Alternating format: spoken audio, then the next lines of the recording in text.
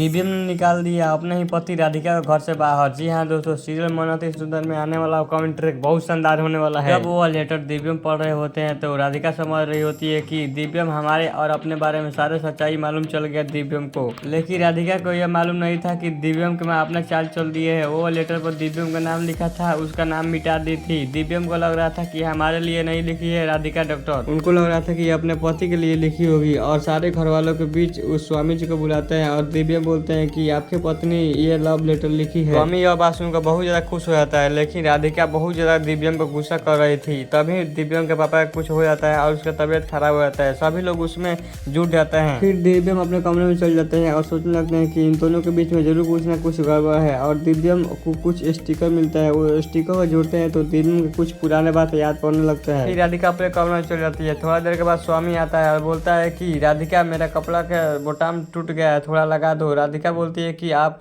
दूसरा शर्ट पहन लो क्योंकि मैं आपकी पत्नी नहीं हूँ कि आपका शर्ट बदल लो। अभी स्वामी बोलता है तो आपने मेरे लिए लेटर क्यों लिखा? राधिका बोलती है मैं आपके लिए कुछ भी नहीं लिखी थी, उसमें सब दिव्यम जी के लिए लिखी थी, लेकिन उस पर नाम भी टक गया था। स्वामी राधिका के साथ बहुत जबरदस्ती करने लगता है कि तुम मेरा शर्ट के बटन लगा के ही रहोगी। फिर वहाँ से दिव्यम जा रहा होता है और उसके बाद सारा सुनने लगता है। राधिका बोलती है कि मैं नहीं लगाऊंगी तुम्हारा शर्ट के बटन। राधिका के यह सब बर्दाश्त नहीं होता है और स्वामी के ऊपर हाथ उठाती है। स्वामी बहुत ज्यादा गुस्सा हो जाता है और बोलता है कि तुम मेरे को मारी। और स्वामी जैसे ही मारने वाला था तब तक दिव्यम आता है और पीछे से उसको पकड़ लेते हैं और स्वामी को मारने लगते हैं और बोलते हैं कि तुम कैसे आंधे हो कि एक लड़की पर हाथ उठा रहे हो। फिर दिव्यम के सारे घर वाले आते हैं और दिव्यम को वहाँ से लेकर जाती है और समझाने लगती है कि पति पत्नी के बीच में क्यों आ रहे हो, तुम उन लोगों के झाड़ा में नहीं पड़ो तुम। और दिव्यम के माँ जाती है राधिका के पास और राधिका से बोलती है कि तुम अब हमारे घर से चल जाओ, तुम्हारे चलते हमारे दिव्यम को बहुत ज्यादा परेशानी हो रहा है। थोड़ा देर के बाद दादी आती है और वो भी बोलती है कि हाँ राधिका कुछ दिन के लिए तुम अपने घर चल जाओ, नहीं तो दिव्यम का हालत देख रही हो कैसा हो रहा है। उसको बहुत ज्यादा नाराज होती है। फिर गोलू भैया और कली भाभी को बुलाती है और वो सारा बात उनसे बता देती है कि माँ और दादी हमको घर से निकाल रही है,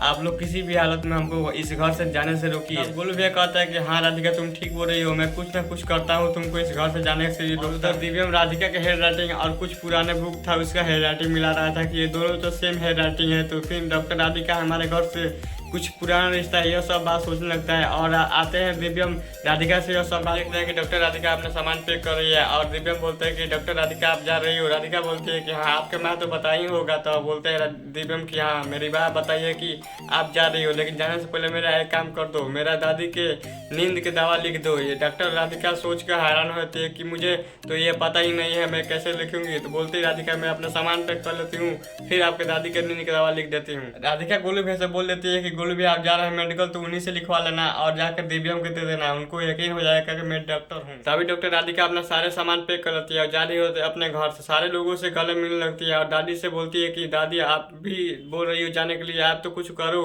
तो बोलती है बेटा मैं कुछ नहीं कर सकती, दिव्यम को थोड़ा हालत खराब है। तभी दिव्यम की माँ बोलती है कि जल्दी जाओ बेटा घर, नहीं तो तुमको लेट हो जाएगा। राधिका उस घर से पैर निकालने ही वाली थी और सोच रही थी कि गोलू भैया मेरा भी मदद नहीं कर रहा है और कॉली भाभी से भी बोली थी कि मेरे कुछ करके इस घर में रोकिए, वो भी मेरा मदद नहीं कर रहा है, कोई भी मेरा हेल्प नहीं कर रहा है। जैसे ही घर से निकलने वाली थी तब तक दिव्यम आता है और बोलता है कि रुक जाए डॉक्टर राधिका। दोस्तों आज का ये अपडेट मिलते नहीं, फिर तो जय हिंद।